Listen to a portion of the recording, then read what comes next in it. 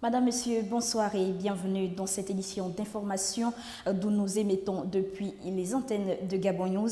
Éducation pour l'entame de ce journal avec l'atmosphère qui a prévalu hier au cours de l'examen du certificat d'études primaires qui a débuté ce mardi sur toute l'étendue du territoire national gabonais. Les candidats étaient ravis au sortir des premières épreuves. Marina Medeman et Refu Itsoga. Études de texte et dictée étaient les deux premières matières à l'ouverture de l'examen du certificat d'études primaires, session de juillet 2015. Ici, au centre Gros Bouquet 3 de Libreville, les écoliers candidats étaient très attentifs. Je refais la lecture. Les livres. Les livres sont témoins profondément nos vies à tous. Point. Ils servent à transmettre une grande partie de l'héritage du passé. Il nous aide à nous comprendre nous-mêmes et à comprendre le monde où nous vivons. Et il nous permet de faire des projets d'avenir. Point. Ça va? Ravis, après avoir planché les deux premières matières de français, les candidats ont eu besoin d'une petite pause pour oxygéner le cerveau. Ça s'est bien passé, depuis le matin ça s'est bien passé.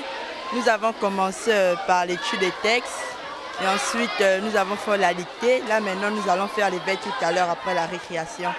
Je suis confiant. C'est sûr que j'aurai la moyenne en dictée, en tout ce qu'on a fait. Ça s'est bien passé. Oui, ça s'est bien déroulé, ça va, j'étais pas trop stressée. La dictée, c'était la dictée, seulement la dictée. Ça s'est très bien passé. Moi, ce que j'ai trouvé de difficile, c'était la dictée. L'étude de texte, elle était très facile. Au centre du Gros Bouquet 3 de Libreville, près de 400 candidats ont pris part au CEP, session juillet 2015, avec l'année scolaire qui a évolué en dents aussi. Les uns et les autres espèrent que les candidats aux différents examens seront à la hauteur.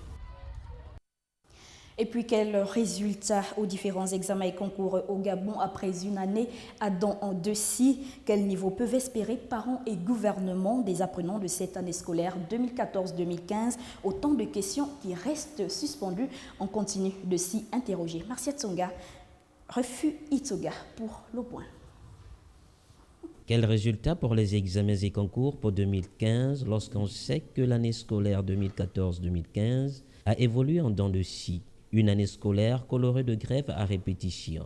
Le bras de fer entre syndicats et gouvernement a plusieurs fois obligé les apprenants à errer ça et là et ne savant plus parfois à quel sens se vouer. Les parents et leur association étaient quasi inexistants. C'est l'heure des examens et concours qui s'enchaînent les uns après les autres. C'est à croire que personne ne se soucie de l'avenir des enfants. Ici, au centre Nelson Mandela, où se déroule le brevet d'études du premier cycle, les candidats sont sereins. Au centre du Gros Bouquet 3, la sérénité chez les candidats au CEP se lit sur les visages. Mais à quoi doit-on s'attendre à la fin de ces examens et concours? Des meilleurs résultats sans doute, après une année scolaire perturbée par autant de malaise dans l'univers de l'éducation nationale. À qui sera imputée la responsabilité de l'échec si échec y est? Les syndicats se lavent déjà les mains. L'avenir nous dira sans doute qui sont les responsables de ce qui va arriver. Aux gouvernants de comprendre que la nuit produit l'erreur et l'erreur l'attentat. Faute d'enseignement, on jette dans l'état des hommes animaux, tête inachevée. Allumons les esprits, c'est notre loi première. Et d'y le plus vil faisant une lumière. Car chaque enfant qu'on enseigne est un homme qu'on gagne. L'ignorance est la nuit qui commence l'abîme, où rompt la raison, l'honnêteté périt.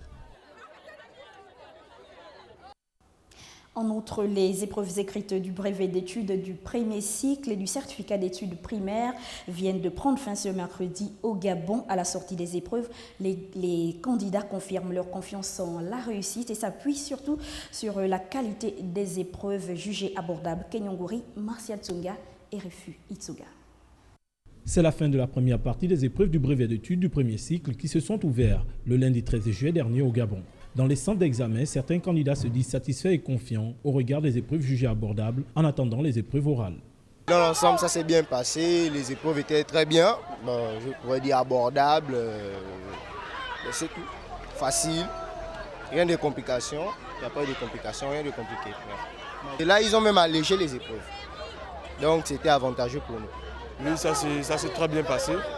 Bon, c'est vrai qu'il y a eu un changement quand même, parce qu'il y a certaines épreuves qui sont venues, bon, qu'on n'avait pas forcément vu au cours de notre programme en classe, mais c'était allégé, quoi. Le changement a été bien fait quand même. Des épreuves jugées à la hauteur des apprenants, malgré le climat qui a prévalu pendant de nombreux mois dans ce secteur. Les résultats confirmeront donc l'impact ou non des incidences de la grève des syndicats de l'éducation. Et pour finir, on parle de la route, on ne le dirait plus jamais assez, entre les charbonnages et Amboé, c'est la poussière, passants et commerçants la fument involontairement, la route est en piteux état. Pour en savoir plus, suivez ce reportage de Georges Mexantonton, Martial Tsonga et Refu Tsoga. Nous sommes ici au carnaval situé dans la cité des charbonnages. La route menant au quartier Amboé est en piteux état. Les habitants des environs souffrent le martyre avec la poussière qui ne fait pas de cadeau. La route, avec ses cassis, contraint les automobilistes chez les garagistes. Non, vous voyez l'état de la voiture. On ne peut pas faire une semaine sans passer 2 jours au garage. C'est pas possible. L'état de la route n'est pas rangée, la pluie a détérioré et puis l'arrangement ne suit pas. Voilà. On subit, c'est tout ce que je peux dire.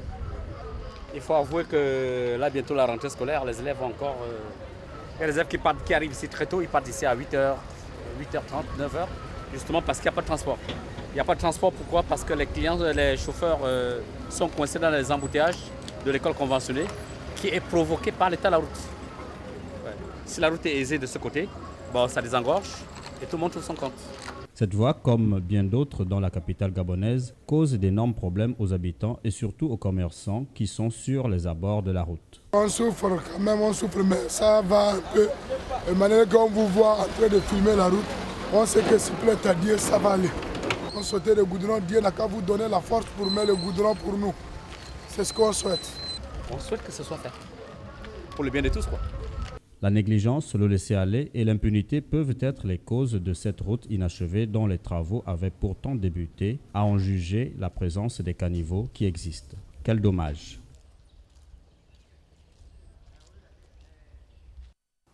Voilà, Madame, Monsieur, nous sommes arrivés au terme de ce journal. Merci de votre aimable attention. La suite de l'actualité sur www.gabonnews.com. Au revoir et à demain.